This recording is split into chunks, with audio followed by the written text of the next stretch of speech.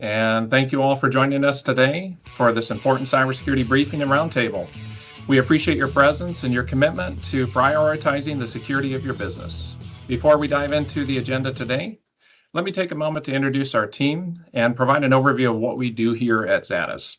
We're a team of dedicated experts in IT and cybersecurity, working tirelessly to ensure that our clients receive top-notch support and protection for their businesses.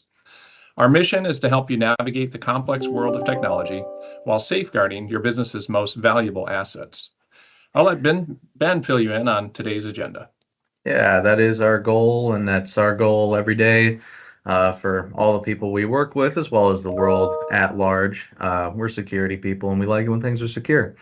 So it's a little different agenda, and normally we talk about like a local thing that happened and sort of talk about how it affects businesses. But what we're talking about is one, more widespread, and two, more personal.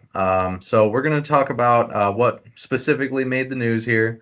We're going to go over what the whole point of this attack was, and then we're going to specifically talk about what people should do to protect themselves in the wake of this particular breach. So to start us off, I'll throw it over to John. John, tell us what made the news. Hey, thanks, Ben. Being the leadoff batter with what's really going on, hopefully I'm not starting to sound like a broken record, but our subject today is very concerning, if only from the sheer size of the breach. There's been a lot of media commentary about the National Public Data Breach, which made headlines early last month following a breach of the background check company in December of 2023. The data set resurfaced again on August 6th, this time with data posted to the breach forums for anyone to download for free. What's been leaked? Not only about 2.7 to 2.9 billion records. They first showed up for sale on the dark web criminal communities last April.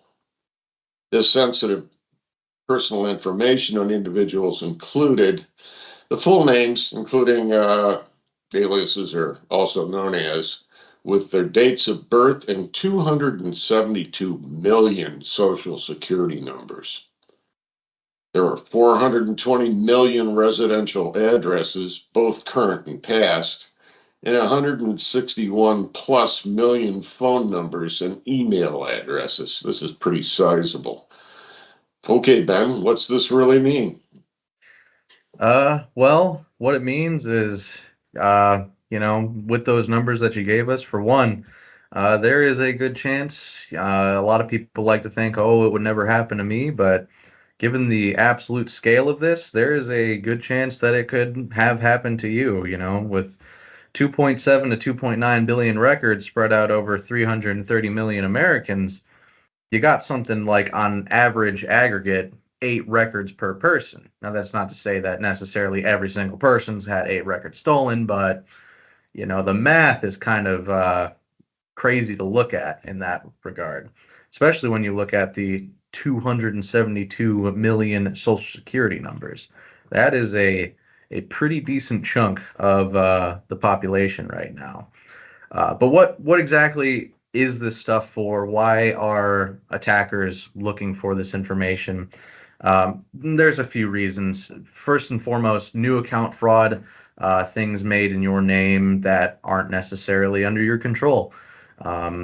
They want to be able to access credit cards or spend money basically under your name and protect themselves from any of the consequences of going bankrupt or defrauding a credit company.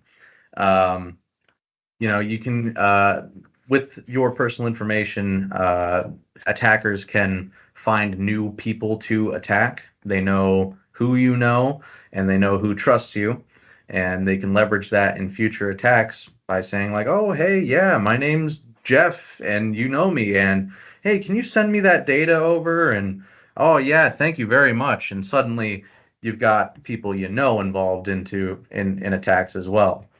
It can be used for authentication bypasses, which is sort of how, in a word, that is someone calls up your bank and says, "Hey, can I have access to my account?" And they say, "Okay, well, first you have to answer your security question. What's your mother's maiden name? What street did you grow up on?" All of that is stuff that can be found by just knowing a little bit of personal information, much less a whole lot of personal information. 2.7 billion records, let me restate. And then, of course, we have identity theft and identity creation. It's a problem, and it affects millions of people every year. Where suddenly, hey, I get a phone call because a car that you rented was used in a crime. Well, I didn't rent a car. What do you mean? It's like, well, it's under your name. It's under your address, man. So you're liable for this. Suddenly you got a much bigger problem on your hands. So the unfortunate fact of the matter is that this already happened. There's only so much that you can do to protect yourself from events like these. But to tell you more about what you can do about it now, I'll pass it over to Jason. Yeah, so let's talk about what you can do about it. I don't make this stuff up. My name is Jason Smith, right? Back when I was an entrepreneur at the age of 18, I'd go in on an appointment and be asked if I was there to see my father. And no, I'm actually here to meet with a business owner. But having a common name is not all it is cracked up to be. I get held up or have been held up entering foreign countries because apparently there are some other Jason Smiths out there that aren't up to good. And so, first and foremost, you can check to see whether you're impacted. And at the end of this, we're going to send you out a summary of this. So if you don't get every detail that we cover, don't worry. We'll reiterate that with a one-page summary for you. But there are two websites that we know to be legit. One is by Atlas Privacy. It's npdbreach.com. And the other is by Pentester. And that's npd.pentester.com. And so you can go to them and not enter your full social security number. So I want to reiterate, do not enter your full social security number. There are many other imposter sites out there, scammers, hackers that are trying to capitalize on this, that want you to give them the information that they're looking for. But so these tools will allow you to search using different pieces of information, like your name, state, year of birth, without requiring you to enter your full social. You can also monitor your credit reports. Credit Karma is an app that we love. It's free. It works very well. And you can take proactive measures such as freezing your credit. If you're not buying a house or buying a vehicle, why not just take the simple step of freezing your credit? You can simply unfreeze it when necessary. You can also change your passwords, especially if you're reusing the same password on multiple websites. Bad idea. And then something that we encourage all the time for as much as is possible, which is pretty much across the board nowadays, is to enable multi-factor authentication or two-step verification or two-factor authentication. They all bear different names, but they essentially mean the same thing. It changes it from just requiring something that you know to something that you have. That's the second step of authentication. So could be your cell phone where it's tied to your device. It could be a text message, or the one that we recommend is a authenticator app, which is more secure. Lastly is we recommend that you stay informed. National Public Data has stated that they will try to inform people if something else substantial develops as things continue to progress here. And I believe this is a first of its kind of this stature, where keep in mind, folks, that normally this type of information is stolen and sold. This was not purchased by anyone. The original asking price, I think, was $3.5 million. Nobody bought it, and so they put it out there for free. So who knows what knuckleheads are going to get a hold of this stuff and the things that they're going to try to do with it. But it's scary. So I want to take a moment.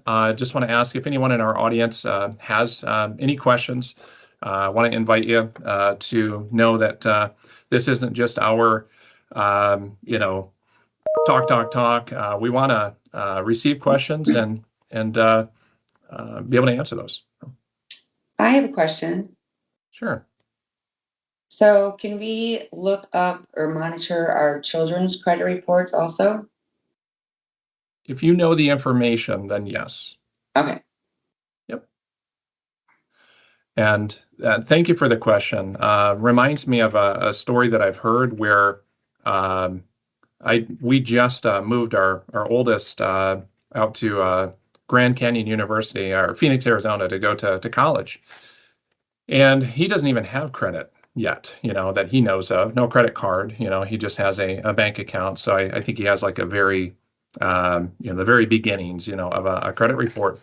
But I have actually heard of college kids having loans taken out in their name before they even go to college, before they've even opened a credit card, that kind of thing is happening. And that's just the beginning, of what can happen with this type of thing. So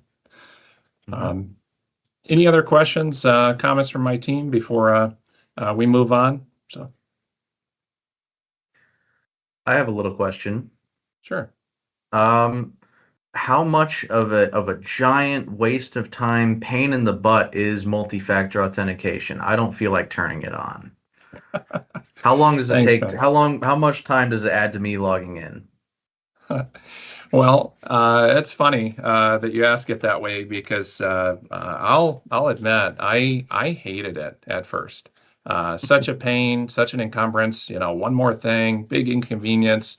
I'm a patient person, but I just don't need one more thing that's going to hold me up or prevent me from being able to just get what I need to get done right now. And I think the great news is that having gone through that and then seen multiple iterations where it continues to get better.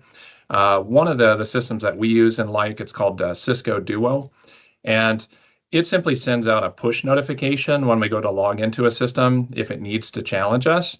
And then it asks, hey, do you want to stay logged in for 8 hours, 9 hours? All of that's configurable by the IT department.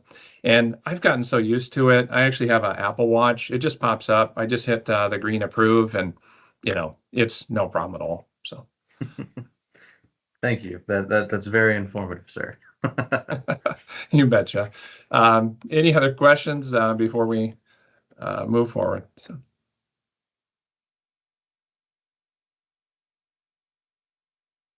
All right. Oh, we must have done a good job. So for those of you in attendance today, what we are going to do is send out a free gift. This is just a 2-pager PDF. It is different than what we have sent out before. This here has a specific focus on 8 things that you can do right now to protect your identity. And we just detail those out for you. All of these are no cost things that you could do. And so we say, why not? Take full advantage and do those things right here, right now. They're very simple to do. If you have questions on any of those, feel free to reach out to us.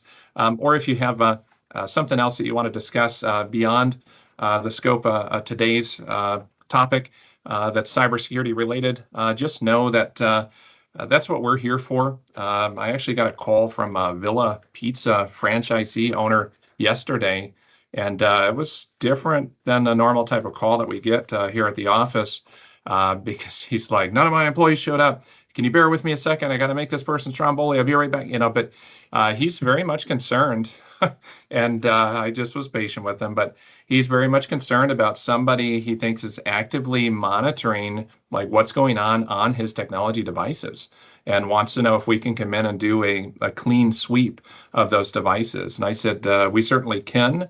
But I gave him good sound advice before just, pitching our services. And just said, have you actually called the credit card company and have you asked these specific questions? And he said, no, I haven't done that. I talked to him, but I didn't ask that specifically. I said, we'd love to help you out, but we really think that you should start, by gathering the facts and making sure that you've got all of the facts straight before you, assume that it's some technology, cybersecurity thing. So just know that we're here to help. People can do to save themselves. Yeah. Yep. And we are all about that. So, in conclusion, I want to thank all of you once again for your time and participation. We hope that today's briefing provided valuable insights and actionable steps to enhance your organization's cybersecurity posture. And I'm sorry I'm reading from script.